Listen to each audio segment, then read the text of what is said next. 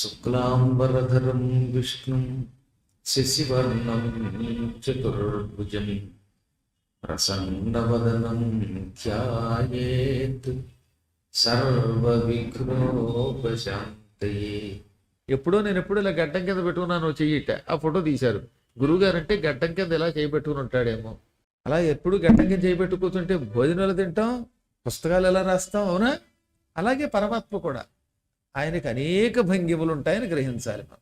ఇవి తెలుసుకోకపోతే విష్ణు అంటే ఇలా ఉండిపోతాడేమో అని ఒక భ్రమ కలుగుతుంది. ఆ భ్రమ వల్లే మనం అజ్ఞానంలో పడుతూ ఉంటాం. అందువల్ల బ్రహ్మగారు ఎర్రని వేషాలు వెలివేసి, ఏమిటి మాట, నేనే తండ్రిని, సృష్టికర్త బ్రహ్మ. బ్రహ్మ సృష్టికర్త కనుక సృష్టికర్తకు అంతా సంతానమే, నిలబడన్నాడు. కాదు నేనే గొప్పవాడు అన్నాడు ఈయన. ఇక్కడి నుంచి వాదోపవాదాలు మొదలయ్యాయి. వాదోపవాదములు రాకూడదే గాని వచ్చాయంటే ఇక తగాదాలు పెరిగిపోతాయి. వాదున వచ్చునదే కీడు సుమ్ము వసుధను సుమతి అన్నారు. వాదం పెరిగితే కీడు వస్తుంది, తగాద వస్తాయి. అందున పెద్దలతో అసలు వాదం చేయకూడదు. ఓ పెద్ద ఆయన వచ్చాడు, అనవసరంగా ఆయనతో వాదించడం ఎందుకు, తప్పే కదా. ఈ వాదం పెరిగింది.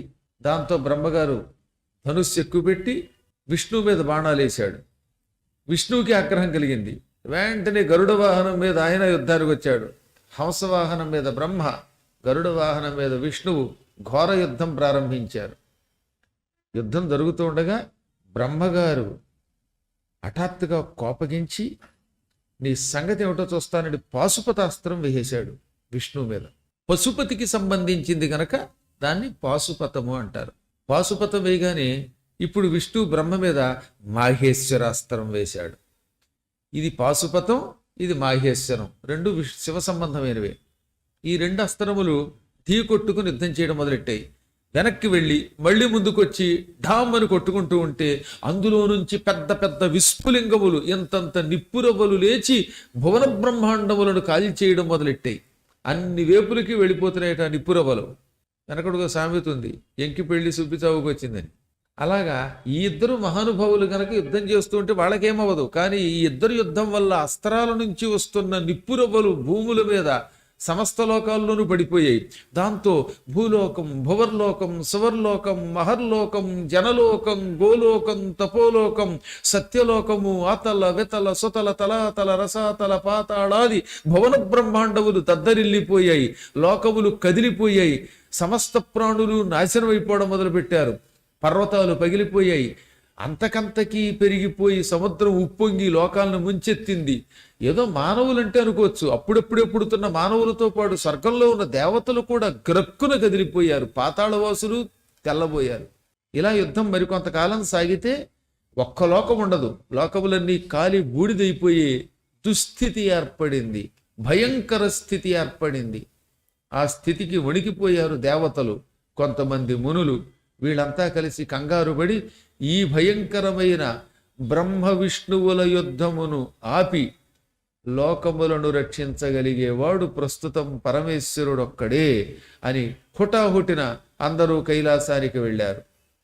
అక్కడొక మందార వనం ఉన్నది. అన్ని మందార వృక్షాలే. అంటే కల్పవృక్షాలలో అవి కూడా ఒక ప్రత్యేకమైన శాఖ అన్నమాట. భూలోకంలో ఉన్న మందారములకు స్వర్గలోకాది లోకాల్లో ఉండే మందారములకు తేడా ఉన్నది. మందారము అన్నా, పారిజాతం అన్నా, చందనమన్నా, హరిచందనమన్నా ఇవన్నీ కూడా కల్పవృక్షాలన్నమాట. ఈ కల్పవృక్షములు కోరిన కోరికలు తీరుస్తాయి. వాటి పువ్వులు మనకి దొరకవు.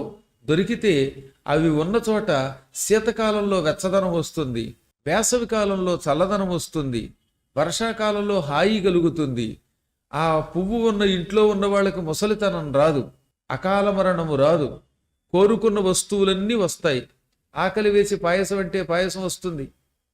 పొరపాటున ఆయాసం కావాలంటే ఆయాసం కూడా వస్తుంది. అందుకే అది ఉన్న చోట చాలా జాగ్రత్తగా కోరుకోవాలట. చెప్పారు, వాడదు, పరిమళము చెడదు, వాడదు. ముక్కు తిమ్మన గారు పారిజాతాపహరణలో రాస్తాడనమాట. ఈ పువ్వు యొక్క పరిమళం పోదు. ఇలాంటి పువ్వులైతే ఇవాళ బాగానే ఉంటే రేపటికి కుళ్ళిపోయి దుర్వాసన వస్తాయి. కానీ ఆ పారిజాత పుష్పాలు ఉన్నాయి, మందార పుష్పములు, వాటి పరిమళం తగ్గదు, అవి వాడిపోవు. పరాగ భరితమై ఉంటుంది. అది ఉన్న చోట అద్భుతమైన సువాసన ఉంటుంది, ఆహ్లాదం ఉంటుంది. రాత్రిపూట చీకట్లో దీపంలా కనపడుతుందిట. పగటిపూట ఆ గదిలో కూర్చున్నటువంటి వాడికి, ఆ పువ్వున్న గదిలో కూర్చున్న వాడికి మంచి మంచి ఆలోచనలు వస్తాయి. ఏ చంద్రశేఖర అష్టకమో కాలభైరవ అష్టకమో చదువుతున్నప్పుడు ఈ పువ్వు పక్కన ఉంటే గొంతు సహకరిస్తుంది, కీచు గొంతుకు రాదు. అప్పుడు మనం హై పిచ్చిలో లో పిచ్చిలో ఎలా కావాలంటే అలా పాడుతాం అనమాట. అస్సలు భాషాదోషాలు రావు, తడువుకోవడం ఉండదు, ఒకటి కాదు సకల శుభాలు కలుగుతాయి. ఈ పువ్వున్న చోట గురు కటాక్షం తొందరగా ఉంటుందటండి. గురువు గారు అన్ని వేళలా అనుగ్రహించాలంటే ఆ పువ్వు ఉండాలన్నారు. అయితే ఇప్పుడు ఆ పువ్వు మనకెలా దొరుకుతుంది? ప్రస్తుతం మామూలు మందారపు చెట్టు ఇంట్లో వేసుకుని ఆ మందార పుష్పాలతో శివుడి పూజించండి, మీ గురువు గారు మీ ఇంటికి రాకపోతే అడగండి. నేను చూశాను కూడా అలాంటి మహిమలు. ఇంట్లో మందార పుష్పాలు బాగా పుష్పించేలా చేసి, అంటే మందారపు మొక్కలు నాటి వాటిని పెంచి ఆ పువ్వులతో శివుణ్ణి రోజు భక్తితో పూజిస్తే గురువు తనంత తానే అనుగ్రహిస్తాడు. మీ ఇంటికి వస్తానంటాడు, లేదా మనస్సులోకి వస్తాడు, నీకు అనేక శుభాలు ప్రసాదిస్తాడు. ఈ జన్మలోనే గురు కటాక్షం పొందడానికి అదొక గొప్ప మార్గం పొమ్మన్నారండి. అందుకని గురువుని కూడా గురు మందారము అన్నారండి. గురువు గారు కల్పవృక్షం అన్నారు. మందారం ఉన్న చోట గురువు ఉంటాడు, గురువు ఉన్న చోట మందారం ఉంటుంది. ఇదొక అదృష్టం. పూర్వజన్మ సుకృతం ఉంటే అవన్నీ వస్తాయి. అటువంటి మందార వృక్షాలు కైలాసంలో చాలా ఉంటాయి.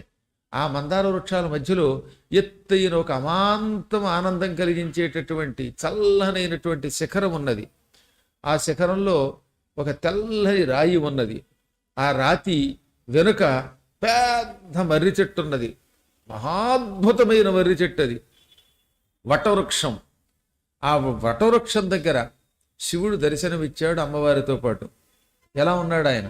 సవ్యోత్తరేతర పదం తదర్పిత కరాంబుజం స్వగణైః సర్వతో దుష్టం సర్వలక్షణలక్షితం. ఎడమకాలు ఇలా కింద పెట్టుకున్నాడు. ఎడమకాలు కింద నేల మీద పెట్టాడు. ఈ కుడికాలు దాని మీద పెట్టాడు. ఎడమకాలు మీద ఇలా కుడికాలు పెట్టు కూర్చున్నాడు. దాని మీద పద్మం వంటి చెయ్యి ఇలా పెట్టాడు. ఆయన చెయ్యి తామర పువ్వులో ఉంటుందట. అసలు భగవంతుడి చెయ్యి అంటేనే తామర పువ్వులో ఉంటుంది. అందుకే పద్మహస్తుడు అన్నారు. పద్మప్రియే పద్మిని పద్మహస్తే పద్మాలయే పద్మదళాయతాక్షి అని అమ్మవారు లక్ష్మీదేవిని వర్ణిస్తున్నాం. ఆవిడకి తామర పువ్వులు అంటే ఇష్టం, పద్మం అంటే ఇష్టం, పద్మాకరం అంటే ఇష్టం. ఆవిడ చేతులే పద్మములు, ఆవిడ కళ్ళు పద్మములు, ఆవిడ ముఖము పద్మమే. అందుకని పూర్వకాలంలో పద్మంతో పోల్చేవారు. కాకపోతే తెనాలి రామకృష్ణుడు చాలా తమాషావాడు, కొంటివాడు. ఒక ఆయన వచ్చి రోజు నా మీద పద్యం చెప్పనివాట. పద్యం చెబితే డబ్బులు ఇస్తాననేవాడు. ఆయన మీద పద్యం చెప్పడం వీరికి ఇష్టం లేదు. ఎందుకంటే వాడు ఏదో సామాన్యుడు చవట ఎందుకు వచ్చిందని. ఓ రోజు పద్యం చెబుతావా లేదా, లేకపోతే కథలనేమోనని కూర్చున్నట్టు. అందుకని నేనేమన్నాడు, అందరూ పద్మాలతో పోలుస్తారు కదా, ఆ పద్మాన్ని తెలుగు చేశాడు. నీ ముఖం తామర, నీ చేతులు తామర, నీ కళ్ళు తామర, ఇంతెందుకు నీ ఒళ్ళంతా తామరే అన్నట్టు.